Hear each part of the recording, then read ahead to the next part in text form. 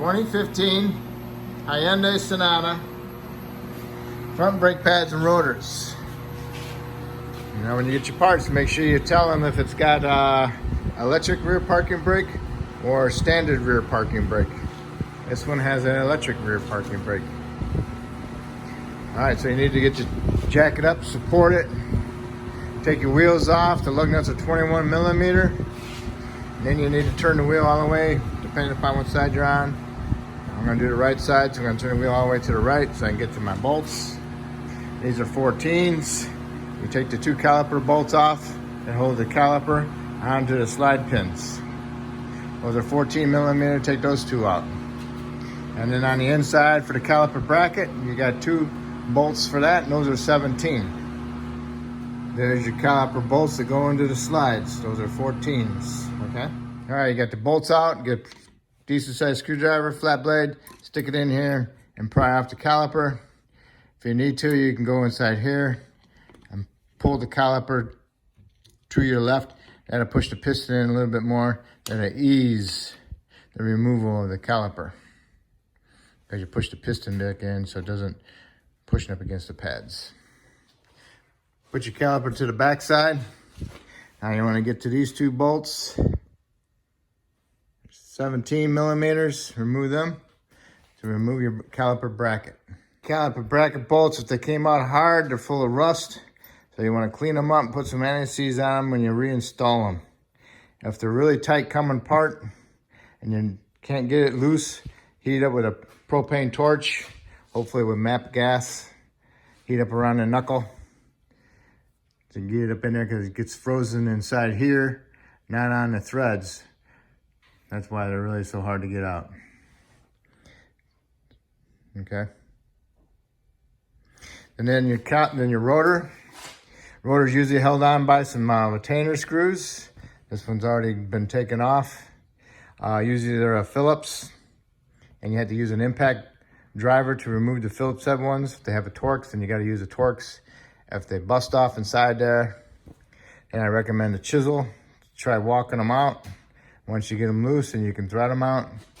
But if they're no good totally, then you have to slice them with a die grinder and break the heads off. And then you can hit them with a hammer on the rotor to break them the rest of the way off and get the rotor off. The rotor sometimes bonds onto the hub with rust, so you have to put some penetrant on there and beat around the studs with a sledgehammer, 32-ounce sledge. Or if you're not keeping the rotors, then you can hit the inside part of the rotor and turn it and keep hitting it, and you'll end up eventually vibrating them and getting them loose. Once you get the rotor off, you'll look at the hub. The hub has to be clean, no cakes of rust on it. If it's fully caked with rust and you got pieces missing out of it, then you have to replace the hub itself, the hub bearing. All right, and then you need to clean this surface up. This is a stepped hub, which means this is higher and this is higher than the center. So you need to clean all the rust off these outer surface and the inner surface, and put some anti-seize in there when you go back together to help prevent it from rusting. That's what this one has done before. Still got a little bit of rust, but it totally would have been caked full of rust. So clean that up and put some anti-seize on it before you put your new rotor on. And then you want to match your new rotor up to your old rotor. Make sure they are good in comparison. Make sure they're the right size diameter and the height. And of course the studs. All right, so you got your new rotor. So you want to clean off the new rotor with soap and water, some Purple Power degreaser, or some Windex glass cleaner. So it's got a coating of oil on it. You want to remove that on both sides before you put your rotor back on.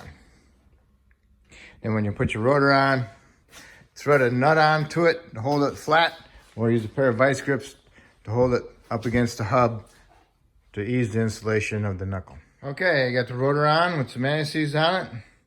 And just remember, the hub has to be clean. If it's not clean, if you get any rust buildup underneath there, that'll cause that rotor to go like that, and then it'll give you a brake pulsation through your brake pedal. All right, now you got your caliper bracket. You hold your pads. Pads are kind of stiff in there. That means that there's been rust buildup inside there and it's squeezing against the pad. So now allowing it to move freely inside the bracket. You need to fix that. And also, caliper slides, they need to be free. If they're not free, then you might as well just replace the caliper and the bracket.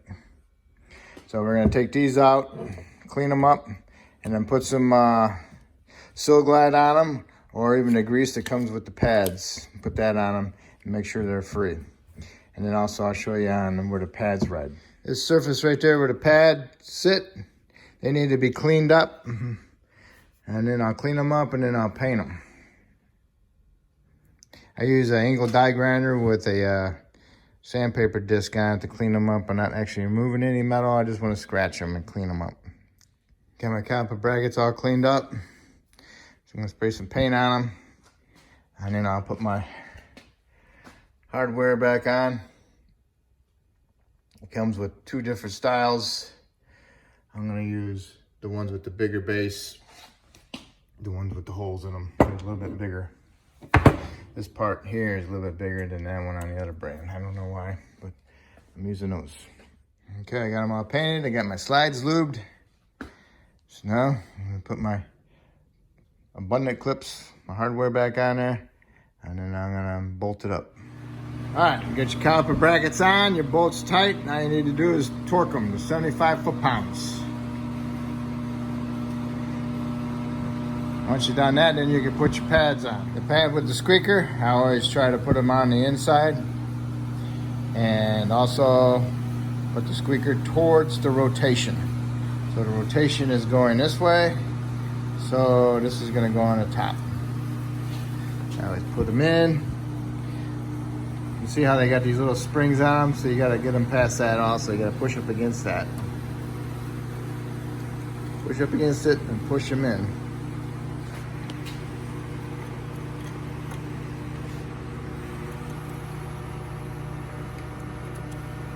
Let's see.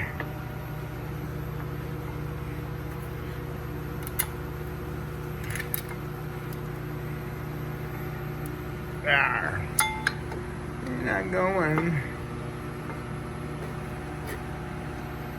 There we go. Then I'll put the other one on the outside. Okay, no squeaker out. And in there. Now I'm pushing up against it. All right. Now I'm gonna get your caliper and you're gonna push your piston back in. You can use your old pad and a C-clamp. Or if you have the tool, you can use the tool. So, got a C-clamp, my old pad, pushing up against the piston. Got the C-clamp in there, I tightened it up and pushed it in.